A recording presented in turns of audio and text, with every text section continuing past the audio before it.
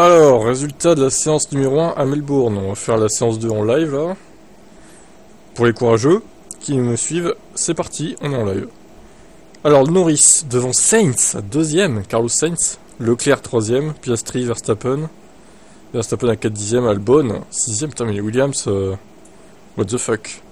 Russell, Alonso, Adjar, Stroll, oula, Lewis 8 dixièmes, oula, Lewis, oula, Kimi Antonelli 14ème, Bortoleto, Lawson, Gasly, Hülkenberg, Ocon et Biermann. Ah bah Arias, bon, ouais, 19 et 20 hein. Alors on va encore dire peut-être qu'il bluffe, hein, je sais pas. Hein. Après. Bon, on va voir à la séance 2 comment ça se passe du coup. À noter le crash de Biermann quand même. J'ai pas vu la séance mais j'ai vu le replay sur Insta. Donc à voir, c'est parti pour les EL2 quoi.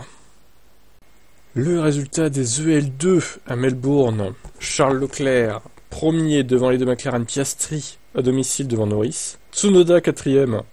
Les V-carbs incroyables. Qu'est-ce qui se passe, les V-carbs? Plus rapide que les Red Bull. Hamilton à 4 dixièmes de Charles Leclerc. Toujours ce petit 4 dixièmes hein, qui revient là. Adjar et P6. Verstappen 7ème seulement derrière les deux V-carbs du coup. Hülkenberg 8ème. Beau tour avec la Sauber, mine de rien. Il fait des miracles sur un tour avec des poubelles. Stroll 9ème devant Russell. Oula, les Mercedes ça va pas fort. Hein.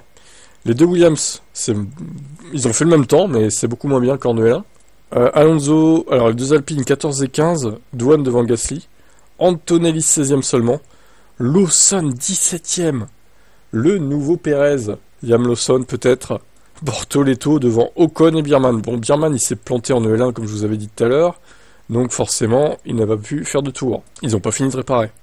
Bon, Ocon, je m'inquiète un peu pour As, hein, je vous le dis, franchement pas terrible, hein. On est à peu près sur les mêmes performances que les essais hivernaux et... c'est pas foufou tout ça. On verra demain pour les qualifs. On y verra peut-être plus clair à 6h du mat. Bon, on verra s'il y a des interviews tout au long de la journée. Je vous ferai des petites actus comme d'habitude. Et puis sur F1 Tib aussi pour les pilotes Merco et Ferrari. Du coup, ça sera là-bas. Et je streamerai les qualifs à 6h. Pas les EL3 par contre. Il faut dormir quand même. Bon, vous avez pensé quoi de cette première journée d'essai à Melbourne? Quels sont vos pronostics? Ciao. Allez, on va faire les comptes rendus des essais équipe par équipe. Bon, alors, selon ce que j'ai comme déclaration, parce qu'évidemment on va pas faire Sauber, on s'en fout un peu, je verrai ce qu'il y a sur GP Blog, et puis je vous transmettrai ça. On va faire donc, pour commencer, les deux pilotes McLaren. Comment s'est déroulée cette séance pour Norris? Bien, c'est un bon début de week-end, nous avons une bonne base de départ. Certainement pas heureux, comme pas confiant avec la voiture en termes de trouver le meilleur équilibre, et d'être assez constant en particulier avec peu de carburant. Avec un niveau de carburant élevé, je me sentais plutôt bien. Juste, la faible consommation de carburant était encore similaire à Bahreïn. Trop d'incohérences, trop de problèmes, donc un peu de lutte. La faible consommation de carburant. Ouais, d'accord. Je sais pas si c'est mal traduit ou pas, mais... c'est plutôt un avantage de pas consommer, je trouve. Tu peux embarquer moins de carburant. Peut-être qu'ils pensent qu'il y a un problème de corrélation avec... je sais pas, avec la sonde ou je sais pas quoi. Alors, Piastri.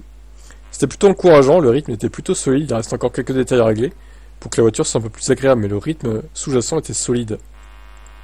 Je suis content de cette journée de travail, a-t-il poursuivi. Je pense que les conditions seront différentes les 2 prochains jours. Bah surtout dimanche du coup. Alors je ne sais pas ce que signifie la journée d'aujourd'hui, mais je me sens bien. Alors demain il va faire encore plus chaud apparemment, et dimanche ça s'orage, ça va tomber à 22 degrés, au lieu de 32 quoi, demain. Donc à voir. McLaren semble bien parti. Alors chez Red Bull ça sent pas la rose, hein. On va faire les deux pilotes Red Bull du coup. Commence par Verstappen, l'équipe n'était même pas sortie complètement, il n'y avait pas de problème massif ou majeur, mais d'une manière ou d'une autre, l'adhérence ne prenait pas vie, et on luttait simplement sur les 4 pneus, vraiment dans le premier et dernier secteur.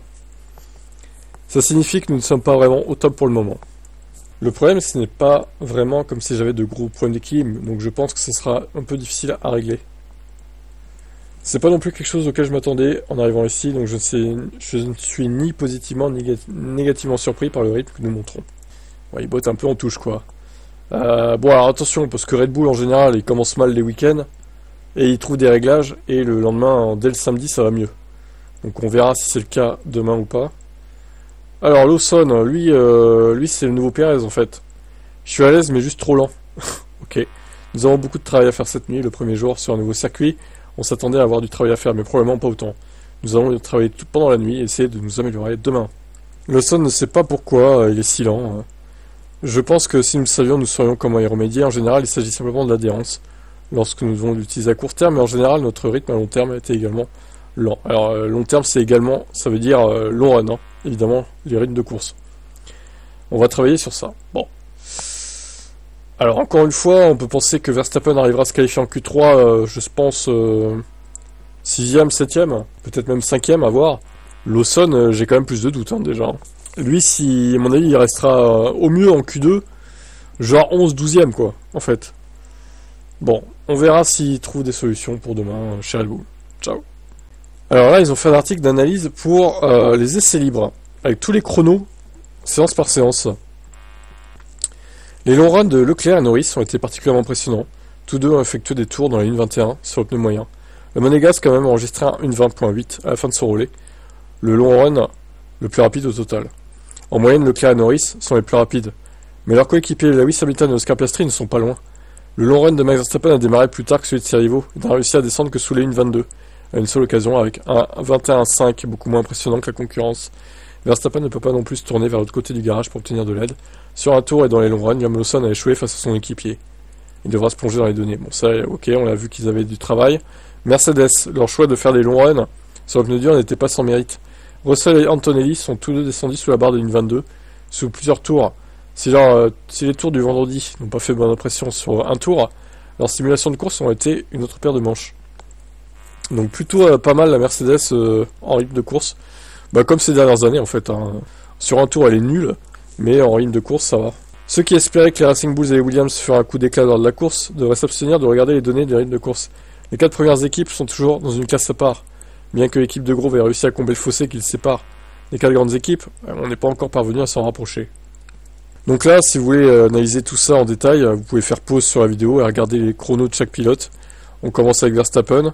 Ensuite, il y a Norris, Bortoleto, Isaac Hadjar, Jack Doohan, Pierre Gasly.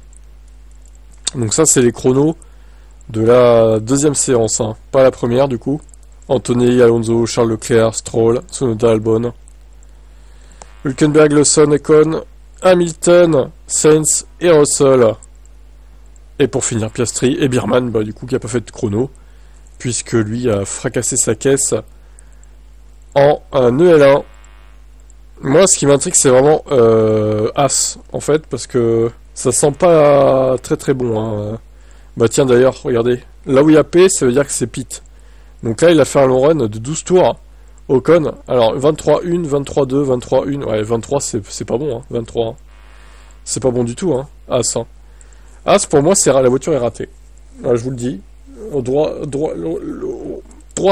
dans les yeux, enfin, les yeux dans les yeux, voilà, je vais y arriver. Voilà, la voiture, la As, est nulle, en fait. Donc, ce qui montrait aux essais hivernaux, c'est-à-dire souvent dernier, bah, c'était parce que la voiture est nulle. Donc, Esteban, alors, je ne dis pas, ils vont peut-être s'améliorer hein, pendant la saison, mais je sais pas ce qu'en pense Esteban, là. Il doit pas être très très serein. Pour le coup. Et vous voyez qu'au final, Hülkenberg, ses chronos, 22-0, 22-4, 22-4, c'est pas si mauvais, hein, Hülkenberg, hein, en rythme de course, hein. C'est limite mieux que Ocon, je dirais. Bon, par contre, Lawson, oh là là, 23-8. Oh, c'est mauvais. Lawson, c'est terrible. Alors, Tsunoda, il a fait un sacré relais, lui, hein. 17 tours. En vrai, c'est pas si mal, hein. 22-4, 23-0, mais il avait beaucoup d'essence au Tsunoda, je pense. Bon, après, c'est vrai qu'ils font des relais, mais on connaît pas les quantités d'essence au final. Est-ce qu'ils ont vraiment le plein à chaque fois? Ça, c'est vrai qu'on peut pas le savoir. Alonso, Antonelli, bon, après, ça se vaut, quoi. Hein. Je pense que ça va être assez serré. Gasly a pas fait un très long relais, pour le coup. Jack Doohan un peu plus long, par contre. Ça reste pas foufou. Hadjar un peu inconstant, mais il a peut-être été gêné aussi sur ses tours. Bon bref, on y verra plus clair demain le qualif. Ciao.